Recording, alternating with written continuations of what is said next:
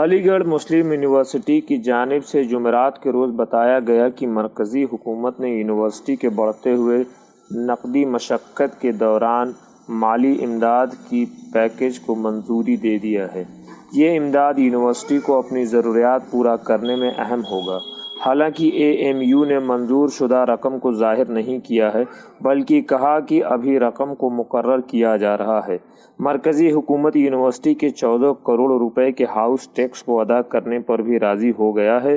حال میں house tax نہ ادا کرنے کی وجہ سے اے ایم یو کے بینک کھاتے کو ضبط کر دیا گیا تھا، جس کے نتیجے میں کئی محکمے کے ملازموں کو تنخواہ فراہم نہیں ہو پا رہا تھا۔ اے ایم یو کے رجسٹرار عبدالحمید نے بتایا کہ مرکزی حکومت کی جانب سے ایک میل میں تصدیق کیا گیا ہے کہ یونیورسٹی کے سبھی محکمے کی مالی ضروریات کو پورا کر دیا گیا ہے اور سبھی کو تنخواہ جاری کیے جائیں گے۔ رجسٹرار صاحب نے وزیر اعظم کا شکریہ ادا کیا۔ غور طلب ہے کہ مالی مشقت کے سبب یونیورسٹی کے سبھی پروگرام پر مصیبت عایا ہو گیا تھا، لیکن یہ امداد راحت کا ایک بڑا سبب بن کر آیا۔